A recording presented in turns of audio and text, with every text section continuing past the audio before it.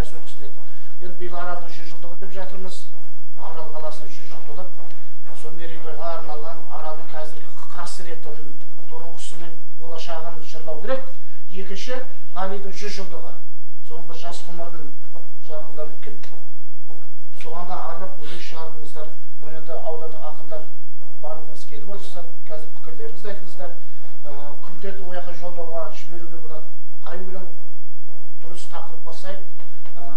Бұл біреу екінші жаңа айтқандай табиғат әуендері деген ол бөлек фестиваль. Оған мына табиғатты қорғау, экология, оған да арнаған өлеңдеріңіз болса, біз қазір тыңдап қабылдап аламыз. Сосын облыстық неге жолдама береміз. Ал енді мынау бірінші мүшайрамызды Сонағатадан келген Анарбай Мырзахмет ағамыз бастап берсе дейміз. Жаңа денсаулық саласындағы өлеңімізбен бастайсыз.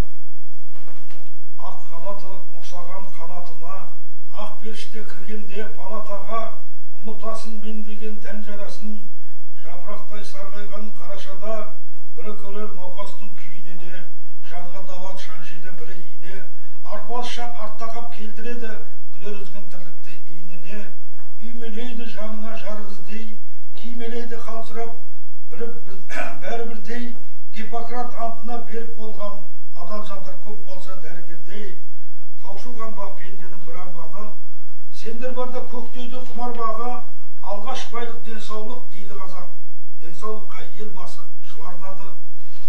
Қаны қызбас кей жандай билік десе, көптің бірі келеді тірлік кеше, біріңе апа біріңе қарындаста, ал біріңе атанған кіндік шеше. Өмір салмақ басады таразысы, ханша дерсің депті жан қарашысы, ақ қалапты періште сен аман бол, ажал өмір айқастың арашысы. Жалт жұлт етіп жарқырап дала көзі, патша көңіл пейілі дана дөзі, дерт боп жауы жеңімпаз қол бастаған, Томилстай тұранда барады өзі. Табиғат жайлы бір өлеңді оқып берейін.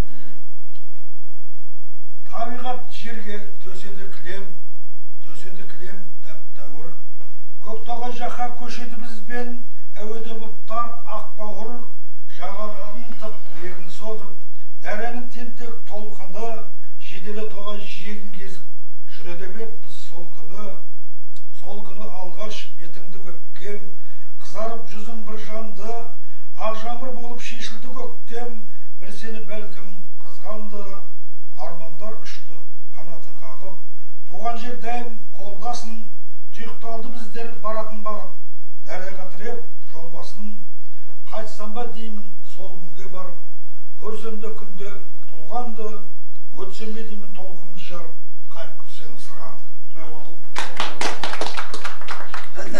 Анеге рахмет, мына өлеңіңізді өте тақырыпқа сай келіп тұр екен. Ал енді жолдағы Аралға барып қалған жағдайда арқаланып оқисыз ғой, мәнерін келтіріп, оны бір керемет тақырып келіп тұр екен. Сіз сосын жаңағы суретіңізді, өмір баяныңызды бізге беріп бердіңіз. Ертең баяны беріп Райымбек ағамыздың өлеңін тыңдап.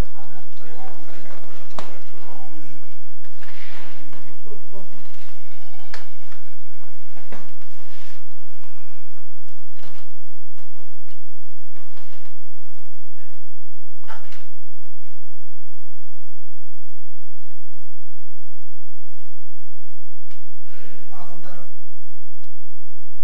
өмірі бойы сүттер жүретін азаматтар ғой. Өмірге төніп келе жатқан қауіпті де, өмірге келе жатқан қуанышты да, қайғы қасіретті де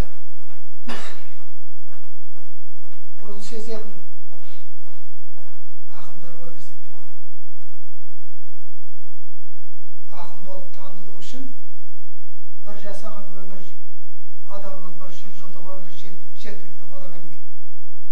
Сондықтан да Алла Тағала табиғат ақындардан кейін ақындар солардың өмірін жалғастырып келе жатқан болуы мүмкін. Мына биыл Ғалидың 100 жылдығы, Аралдың 100 жылдығы деп отырмыз.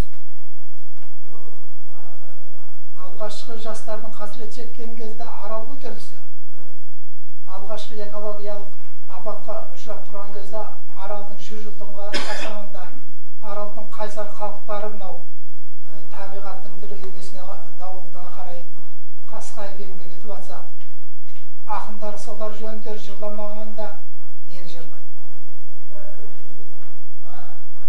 Өнеби пессимизмдік сарында жырдай білсек, ақындарды да жек көріп қалуы мүмкін. Осы ақындар өнеби Асанқайдың, Асанқайдың да тілін халықтар түсінбей кетті ғой. Ал ақындардың да тілін түсіне беру қиын.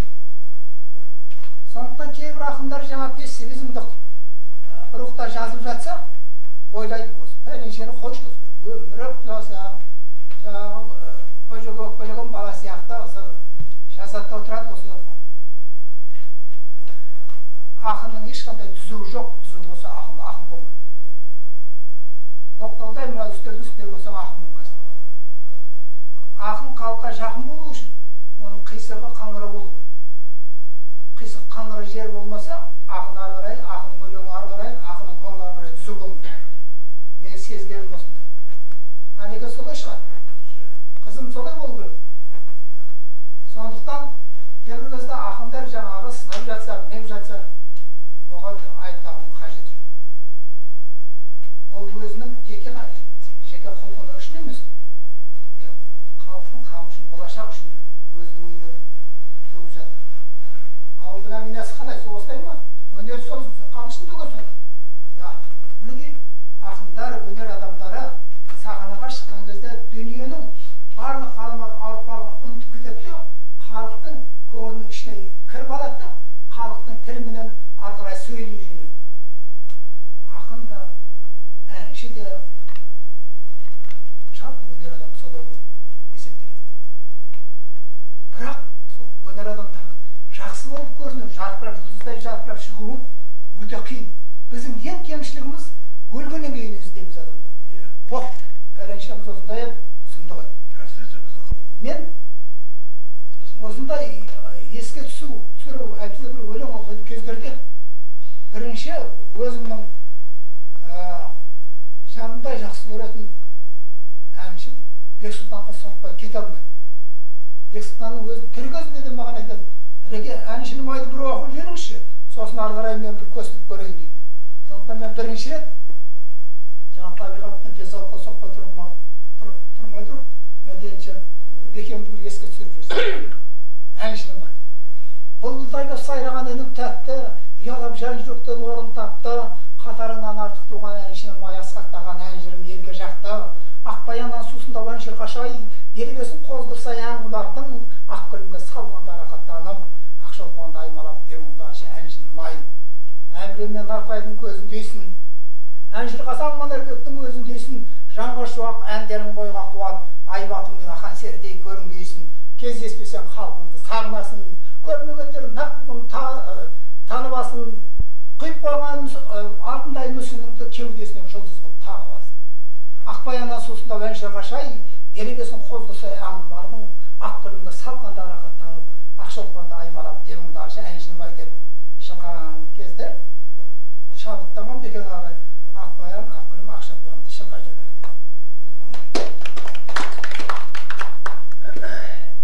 Ал енді денсаулықтың қадірін жаралы болсаң білесің демекші, денсаулық жөнінде менің жазып жүрген естеліктерім бір басыма жетерліктей. Мен сол әр мамандық, денсаулықтың ішінде толыққан мамандық бар ғой. Соның ішінде мен алтын ине жөнінде еш нәрсе білмедім. Алтын иненің құдіреті жөнінде. Соны Дүрияға айттым мен, алтын иненің не құдіреті бар? Маған бір сауатымды ашты деп едім, содан маған алтын ине жөнінде бір кітапты әкелді. Қазақ халқының ішінен мына егеменді алғаннан бергі жерде жұлдыздай жарқырап келе жатқан қазақтың бір қызы бар. Дәрігер қызы бар. Ол гомофат дәрігер. Гомофатия емін осы бүгінгі күнге дейін, осы бүгінгі біздің осы күнімізге дейін жасырын түрде емделіп келген. Оны тек қана дворяндар, тектілер, әйтпесе бұрынғы ЦК-КПСС-тің құрамында отырған жаңа соның құрамындағы азаматтар құпия түрде ем қылып, құпия түрде гомеопатияның құдіретін пайдаланды. Міне сол гомеопатия емінің құпиясын ашқан дәрігер біздің жерлесіміз Әсемгүл Оразбекқызы Исаева жөнінде мен дәрігер қыз қарындасым.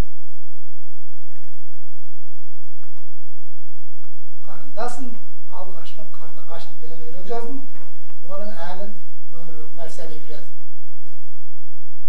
Ауру жеңсе, өмірің мұнарланған, опасыз дүние еке мына жалған, дәрігердің ойында жұмбақ арман, шірін жанға дау іздер көз жанардан. Дәрігер қыз қарындасым, басыңнан бағдәулет арылмасын, жүректен ән төгді өзіңді сағынғасын, қарындасым, алғашқы Қарлығашым. Бойында қайтпас қайтар мінез бар, жанада тап-таза жүрек бар, шолпандай жарқыраған таң алдында асу, арман, мақсат, мұраты бар. Ауру да көп, емдейтін емші де көп, өзіңменен теңгедер ішпенде жоқ. Білім мұхит парасат болса артық, халқың үшін аянбай теріңді төк. Дәрігер қыз қарындасым, басыңнан бағдәулет арылмасын, жүректен ән төгілді, өзіңді сағынғасын, қарындасым, алғашқы Қарлығашым деп, еңбегін арна паш еткенді екі кезім өтіп, аға жетім өсіп едім. Мен бұндай құдірет қасиетті жақсылықты ағамнан, әкемнен естіген жоғым деп. Алдыма бас дейді. Бас деген адамға мен де басым деймін. Қазір 4 жылда бері емдеп, мені адам қатарына қосты. Мен әйтпесе давлением 70-те 40 болып, өлетін жағдайға келген едім, мен бір-екі неткен кезде. Құдайға шүкір, мен соңғы 4 жылдың ішінде сол кісінің құдіретіменен аяқтан етіп, міне сіздердің алдарыңызда сайраптым. Әйтпесе сонда бекенің аяқ қойғанда, марапта жүргенде 60 деген табыс деп кетіп қалатын ем. Құдайға шүкір, мына 60-тың табысын көріп өмір сүріп көре жатырмыз.